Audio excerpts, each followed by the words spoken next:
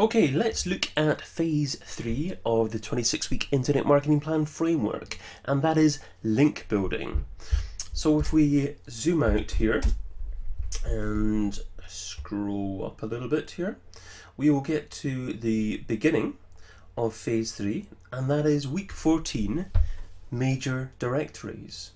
Now, major directories are a tried and trusted way of obtaining links for your website. These have been around for a long time. Sites like Yahoo, sites like the Open Directory Project, as in Demos, other sites like Best of the Web, Business.com. If you obtain links on these old trusted directories, and what you're doing is you're saying to Google, look, my link is appearing on this old trusted site with lots of other links to other sites which have been around for a long time. If you associate your website in that kind of neighborhood around websites that are relevant, related to your website, and that have been around for a while, then naturally Google is going to start to think that your website must be of reasonable relevance, of reasonable authority as well. So start giving your domain, start giving your website reasonable authority to begin with by submitting your website to these kind of directories. It may cost you a little bit of money to get it done, but it's certainly worthwhile to do. Now, traffic and SEO.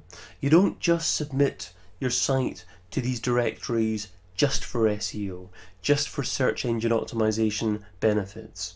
You want to actually achieve traffic as well. So one of the reasons as well that you're submitting your site to these directories is because people crawl through these directories as well, look for websites. Some people prefer looking for websites through directories as opposed to searching for them in search engines like Google. So you're doing it for traffic as well as SEO. Analyzing directory value. Now, it's not only just the major directories that you should get your site listed in.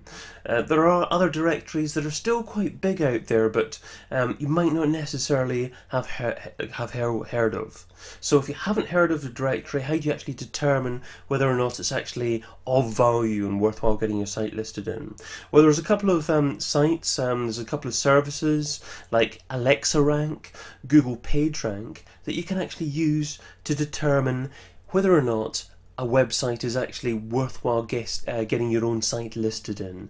So if a site has a page rank of more than something like 3 or 4, and an Alexa rank of better than about 200,000, as in a lower number than 200,000, then you generally know it's actually quite worthwhile submitting your site to get listed there, as long as it doesn't cost you too much.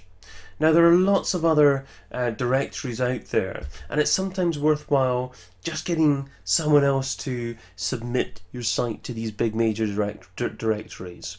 However, make sure that you mix up your title and your description of your site when submitting your site to these major directories. What you don't want to be doing is submitting your site to 500 different major directories and then discovering that your website title is exactly the same in every single directory.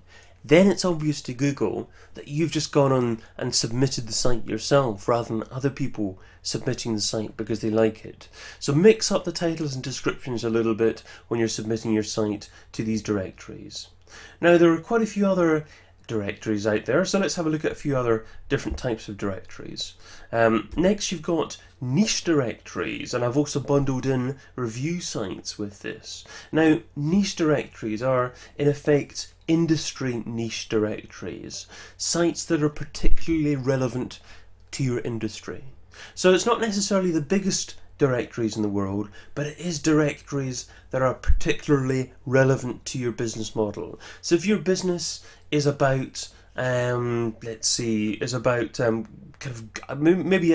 you've got a golf shop, for instance. So you've got a golf shop online. Now, obviously, you want to be in sports directories, you want to be in shops perhaps, but ideally a very specific type of sports. You want to be in golf type directories, and there's got to be at least a few hundred golf directories out there that you can try and get your site listed in. Now, if you're golf shop is then listed in lots of really relevant directories. That's you helping Google determine the relevance, determine where to position your site online. Obviously it's in the golf genre, and if your website's listed with lots of other golf type websites, then Google are much more likely to think your site is about golf. So try and get your site listed in different niche directories and featured in different review sites, different industry review sites. Now the next type of directory that I like to cover is local directories. And that's in week 16, that's local location specific marketing. Now first of all, there's lots of really great local directories that are actually springing up now. I mean, first of all, obviously there's the Google local, that is the Google Places and Google Maps. Now that's the first local place that you should be listing your website. If your site has anything to do with providing a service, providing a product or service to a group of people in a certain physical location, you have to get listed in Google Places and Google Maps. It can bring so much more authority, but more importantly, so much more relevance.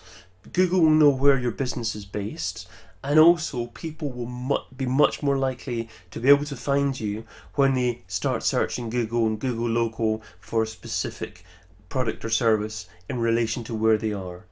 Now, Yahoo Local is a similar kind of service, not quite as popular, but make sure you submit your site to there as well.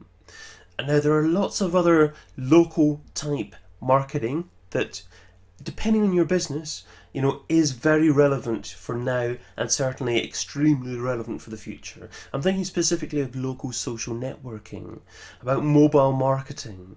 There are lots of different things that you can be doing to actually interact with people and find people in your location. So have a think about that and see if any of that applies to your business. Now, week 17, competitor backlinks.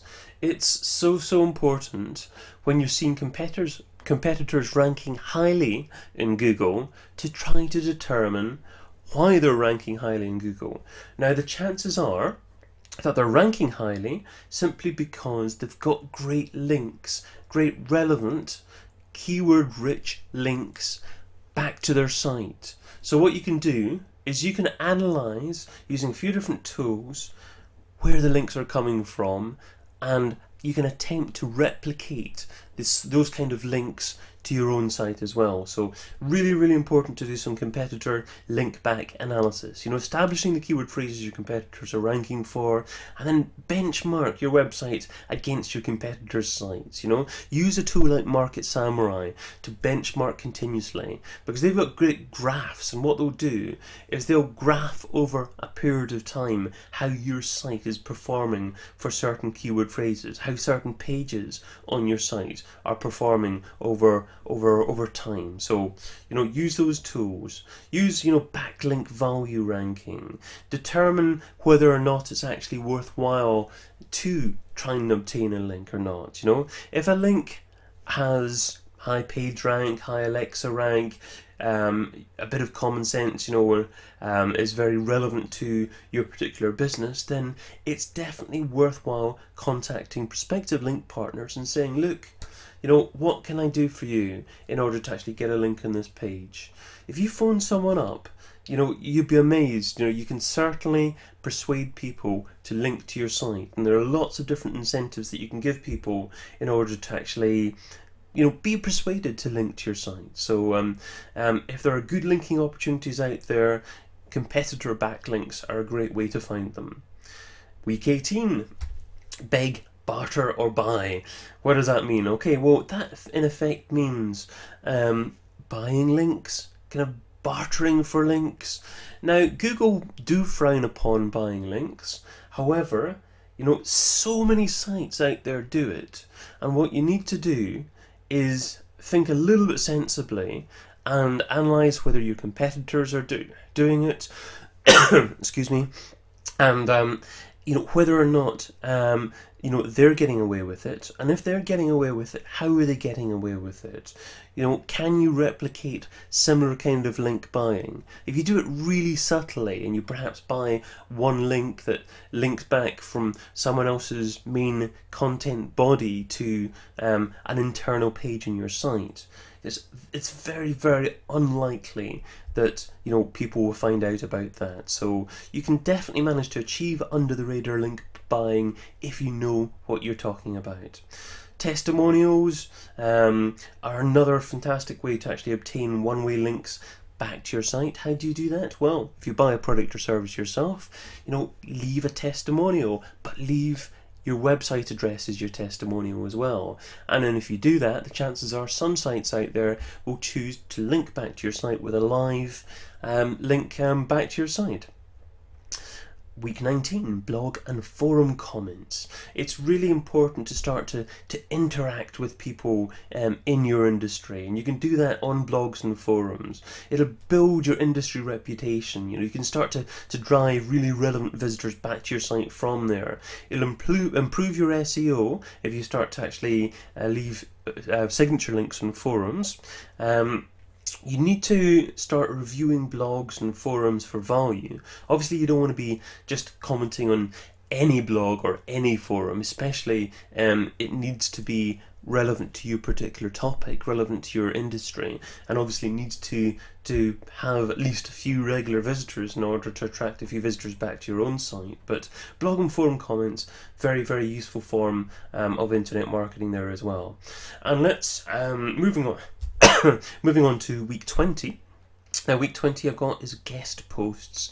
Guest posts is a fantastic way of building backlinks, but also building credibility and building readers direct back to your site from other people's blog posts.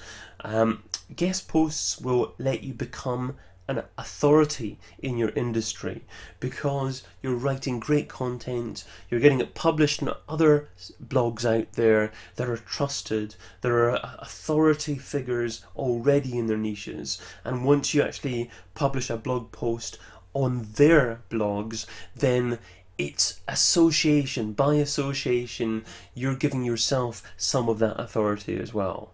So how do you actually, you know, get yourself published on other, you know, famous blogs out there?